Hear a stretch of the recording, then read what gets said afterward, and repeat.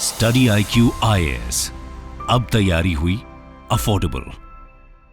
शायद ही ऐसी कोई हिस्ट्री होगी जो किसी डायनेस्टी से जुड़ी रहती है। अब्दुल्लास की हिस्ट्री ऑफ कश्मीर से जुड़ी हुई है। The dynasty has shaped the politics of the valley and today as Omar Abdullah stands again as the chief minister in Jammu and Kashmir.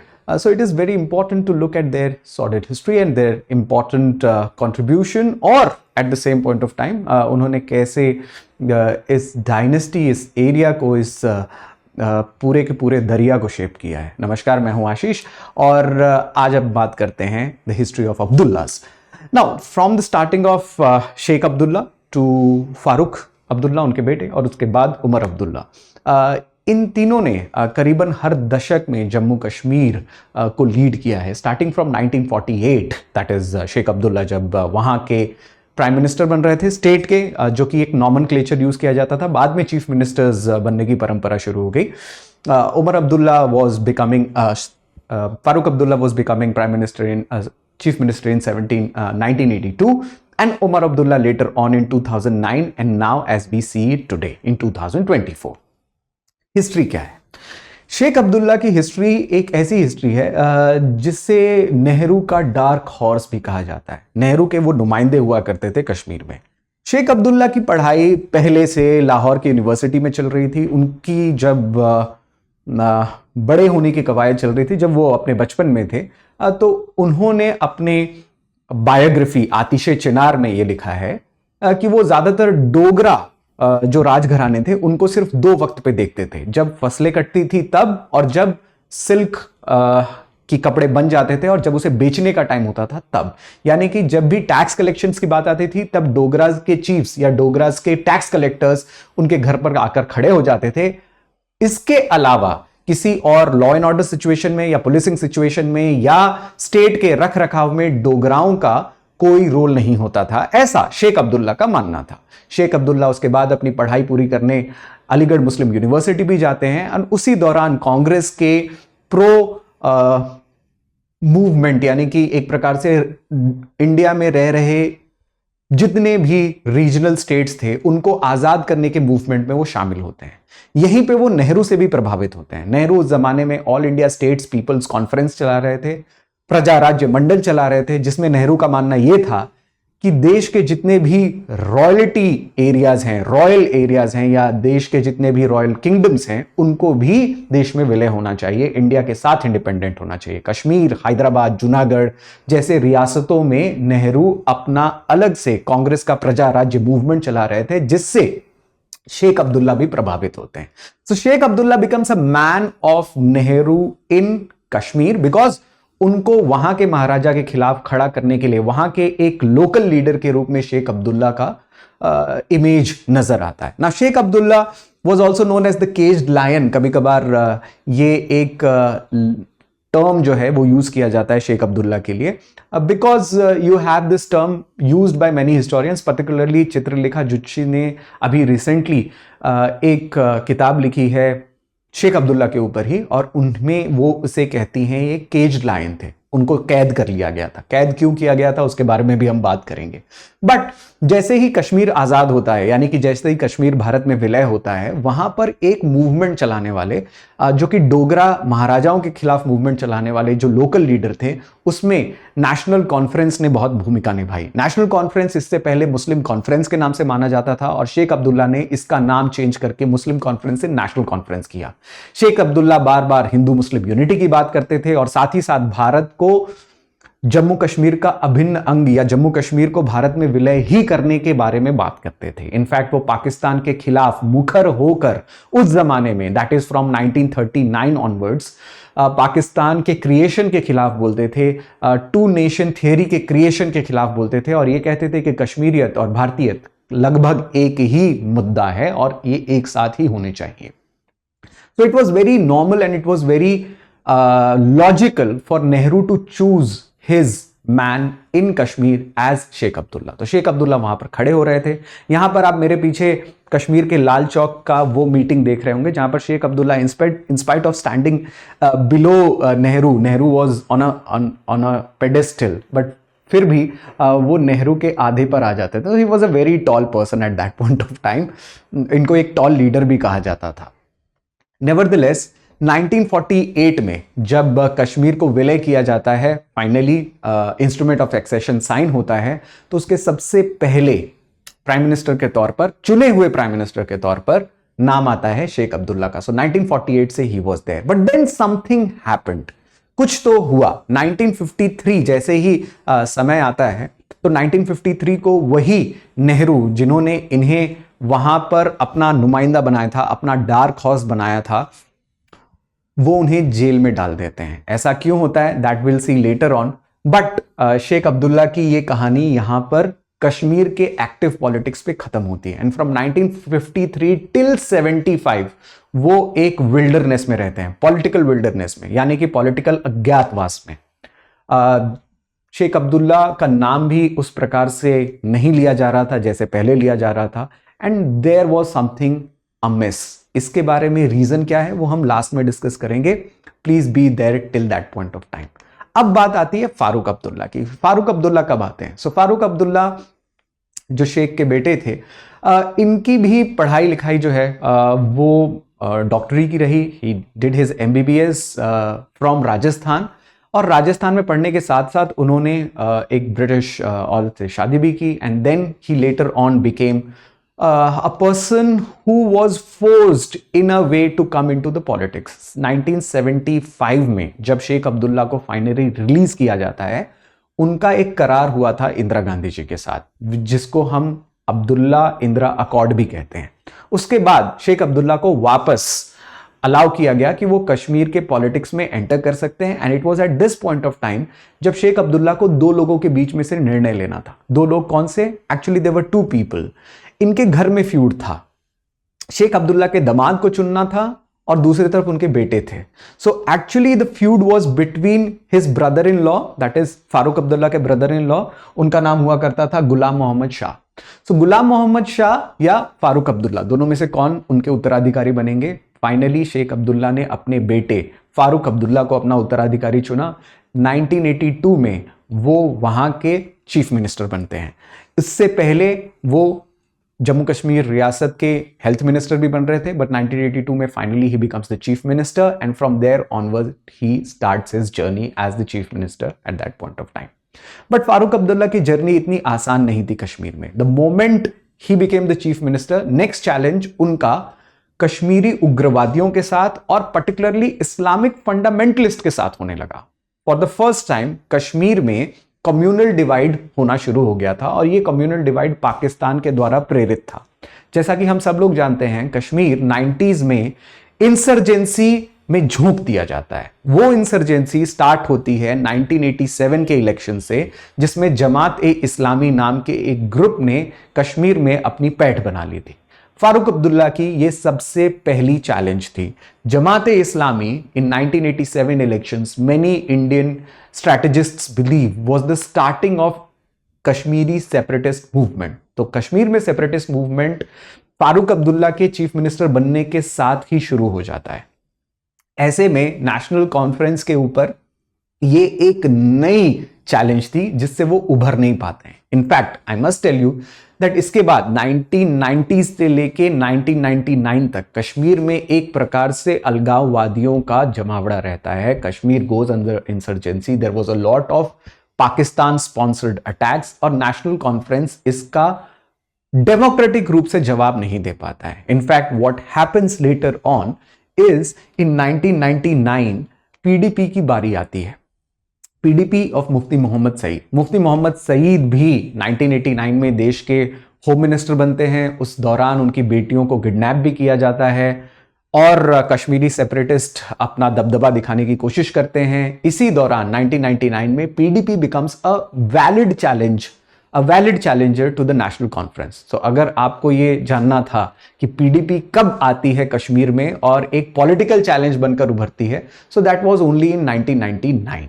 Farooq Abdullah इस चैलेंज से ज्यादातर उभरते नहीं है। In fact he goes on to become a collaborator in the central government of Atal Bihari Vajpayee government. Atal Bihari Vajpayee government 1998 में, 1999 में और फिर उसके बाद 1999 के एंड में 6 साल तक रहती है। वहां पर फारूक अब्दुल्ला अपने नेशनल कॉन्फ्रेंस को एक ऑक्सीजन मास्क देते हैं. They become a party to the Atal Bihari Vajpayee government. In fact Farooq Abdullah अपने पॉलिटिकल करेंसी को इसी प्रकार से रेगुलेट कर रहे होते हैं, but for the first time उनका कश्मीर में एक वैलिड कंटेंडर आ जाता है, that is Mufti Mohammad Sayeed. Now what happens with Omar Abdullah? Omar Abdullah is the third generation Abdullah. इसके बाद उमर अब्दुल्ला की पॉलिटिकल करियर शुरू होती है इन 1998 फॉर द फर्स्ट टाइम, जब वो कश्मीर के लाल चौक से मेंबर ऑफ पार्लियामेंट घोषित होते हैं इन नेशनल कॉन्फ्रेंस सीट. इसके बाद 1999 में ये अटल बिहारी वाजपेयी के गवर्नमेंट के पार्ट भी होते हैं. मिनिस्ट्री ऑफ एक्सटर्नल अफेयर्स में यूनियन मिनिस्टर ऑफ स्टेट भी रहते हैं. उमर अब्दुल्ला अपने प्राइम मिनिस्टर अटल बिहारी वाजपेयी अपने दौरान, उनके कार्यकाल के दौरान जो उनके प्राइम मिनिस्टर थे, अटल बिहारी वाजपेयी के बारे में बहुत इंपॉर्टेंट और इंटरेस्टिंग चीज़ें भी बताते हैं अपने बहुत सारे ट्वीट्स में और एनेक्डोट्स में. But what remains important to see is his 2008 speech. Omar Abdullah fires up to the national imagination. 2008 में उनकी स्पीच आ रही थी जब न्यूक्लियर डील डिस्कस हो रहा था पार्लियामेंट में. उन्होंने एक स्पीच कहा. उसके स्पीच में उनका मर्म यह था that I am a Muslim, I am an Indian and I see no distinction between the two. ये स्पीच देने के बाद एक प्रकार से उन्हें कश्मीर का लीगल पॉलिटिकल स्ट्रैटेजिस्ट रिप्रेजेंटेटर माना जाने लगा. फारूक अब्दुल्ला का वाजिब सक्सेसर माने जाने लगा. 2009 में यही चीज फलीभूत होती है. यह चीज एक प्रकार से देखने को मिलती है कि 2009 में नेशनल कॉन्फ्रेंस वापस जोर शोर से कश्मीर में लौटता है and in 2009 he becomes the chief minister at the age of 38. That was a very young age at that point of time. The record is still holded by him. So youngest chief minister of an Indian state represented by Omar Abdullah. Then the time goes on and the time passes. As we know, 2014 से लेके 2019 तक मुफ्ती मोहम्मद सईद की बेटी और BJP government के बीच में सरकार बनती है because ओमर्स and Abdullah's and Congress साथ में आ जाते हैं, तो पीडीपी और बीजेपी साथ में आती है. This was an unseen phenomena in Kashmir. लेकिन 2019 के बाद जैसे ही 370 एब्रोगेट होता है, most of the mainstream leaders were now put under house detention. That included the Abdullahs. और फिर उसके बाद 2024 में जब इलेक्शंस हो रहे हैं और इलेक्शंस होने के बाद नेशनल कॉन्फ्रेंस और कांग्रेस को वापस मेजॉरिटी मिली है, Omar Abdullah is back as the chief minister. So इनकी हेरिटेज रही है, इनका अपना एक हिस्ट्री, अपना एक लेगेसी रहा है. What is more interesting to note is that, as I told you, what happens in 1953 कि शेख अब्दुल्ला को वापस नेहरू ने क्यों जेल में डाल दिया, उसकी कहानी बची हुई थी. But before that I want to tell you a very important event. Diwali का सीजन अब आने वाला है और दिवाली के टाइम पीरियड पे, जैसा कि आप जानते हैं, हम एक्सटेंडेड एफर्ट्स करते हैं so that you can avail our classroom benefits, specially for those people who are looking for our P2I batches. 2026 के बैचेस इस समय, यानी कि आज 23 तारीख को लास्ट डेट है इस बैच का, is available at this price provided you use the code ASHLIVE. तो जो हमारे क्लासरूम में हमारे साथ जुड़ना चाहते हैं उनके लिए आज का दिन आखिरी दिन है, 23 अक्टूबर का. Please use the code ASHLIVE and be a part of our classroom programmes. जो फास्ट ट्रैक में प्रिपेयर करना चाहते हैं 2025 के लिए, उनके लिए भी एक सुनहरा मौका है. Again you should use the code ASHLIVE and I'll tell you the batch at the end of the lecture. So coming to the most important part, that why Sheikh Abdullah was dismissed. Now, बड़ी interesting सी बात है. Prasanna Balakrishnan happens to be one of the ex-special secretary in cabinet secretary of India, और उन्होंने एक किताब लिखी. उसमें उन्होंने बताया कि शेख अब्दुल्ला को जेल क्यों की गई. BN मलिक के साथ वो कहानी शुरू करते हैं. BN Malik was the director of intelligence bureau at that time in Kashmir from 1949 to the 1953 time period. BN Malik जब कश्मीर जाते हैं तो उन्हें एक साफ सी चीज़ें कही जाती है बाय इंडियाज होम मिनिस्टर जी गोपाला स्वामी अयंगर कि आप देखिए कि किस प्रकार से शेख अब्दुल्ला क्या इंडिया में विलय के बाद बिहेव कर रहे हैं, क्या उनकी मंशा है, क्या उनके थॉट प्रोसेस है. बिकॉज विलय जो हुआ था वो पूरी तरीके से नहीं हुआ था. हमने सिर्फ एक अकॉर्ड साइन किया था जहां पर हम 2 या 3 सब्जेक्ट्स कश्मीर के साथ शेयर कर रहे थे। कश्मीर को फुल्ली इंटीग्रेट करना था इंडिया में और साथ ही साथ प्लेबिसाइट भी करवाना था उस इंटीग्रेशन के बाद। बीएन मलिक बताते हैं कि शेख अब्दुल्ला ने प्लेबिसाइट से साफ मना कर दिया था।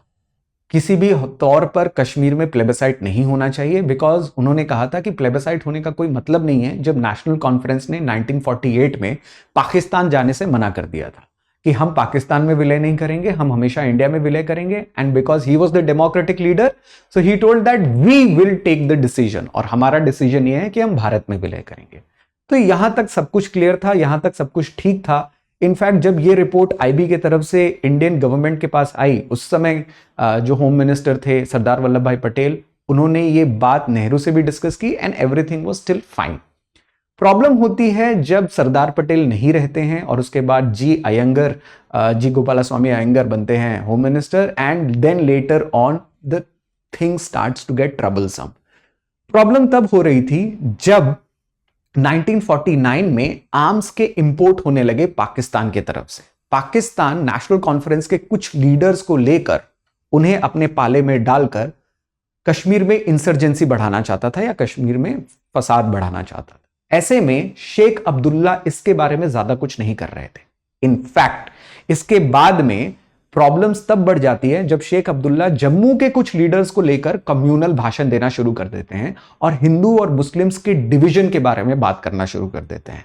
सबसे ज्यादा problem according to B N Malik, जो वहां के आईबी डायरेक्टर थे, इंटेलिजेंस ब्यूरो के डायरेक्टर थे, उनका यह कहना था कि सबसे ज्यादा प्रॉब्लम तब शुरू हुई जब जम्मू के प्रजा राज्य मंडल ने, जम्मू में प्रजा राज्य परिषद हुआ करती थी, उन्होंने कहा कि कश्मीर को फुल स्टेटहुड देना जरूरी है, कश्मीर को वो सारे सब्जेक्ट्स देना जरूरी है जो बाकी के अन्य भारत में जो दूसरे राज्य हैं उनकी जितनी स्टेटहुड है उतना ही हमें भी स्टेटहुड मिलना चाहिए। सेंटर के साथ हमारा विलय पूरा होना चाहिए, हमारा इंटीग्रेशन पूरा होना चाहिए।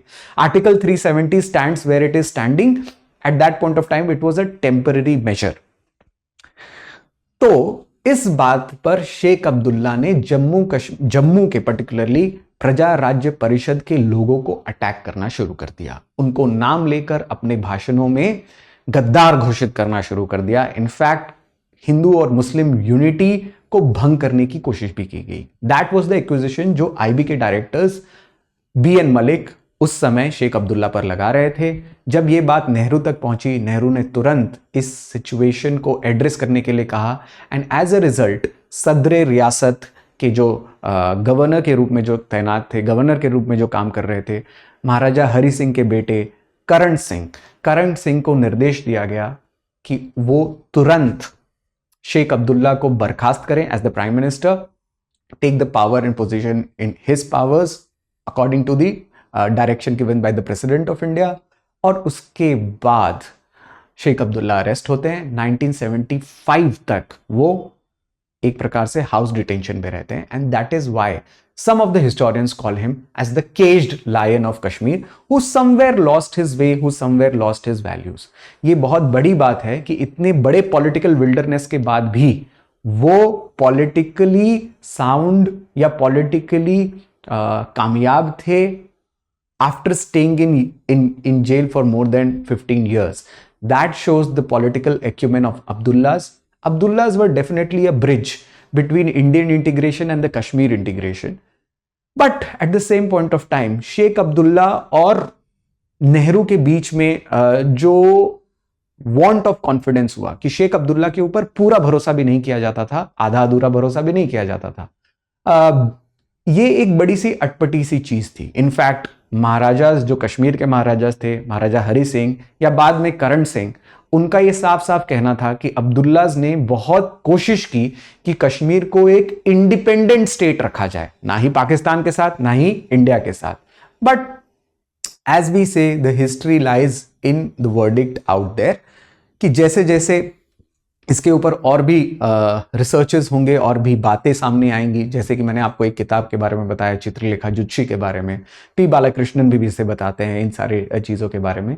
आज भी इससे जुड़े हुए फैक्ट्स कहीं ना कहीं दबे हुए हैं, और भी रिसर्चेस आएंगे तो और भी कुछ पता चलेगा।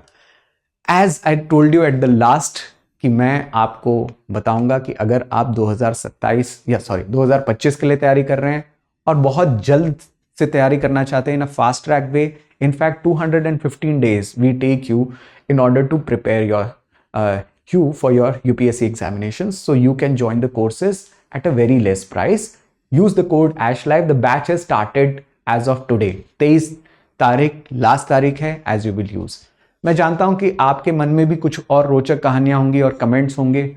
You can share that with me on the Telegram channel, or if you want the PPTs of this or any other part of history जो आप डिस्कस करना चाहते हैं, इंटरेस्टिंग पार्ट ऑफ हिस्ट्री जो आप शायद सोचना और समझना चाहते हैं, please DM it to me at the same point of time. Anything related to the preparation of UPSC, we are there with you. You can log on to the channel and ask me questions directly. Hope to see you in the classes. Enjoy your Diwali vacations, but at the same point of time, use this golden opportunity to enroll in our best of classrooms. Thank you for watching it. Take care. Study IQ IAS. अब तैयारी हुई affordable.